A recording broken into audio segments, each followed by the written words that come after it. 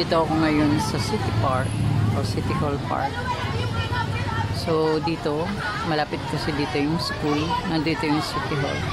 So makikita mo yung mga estudyante.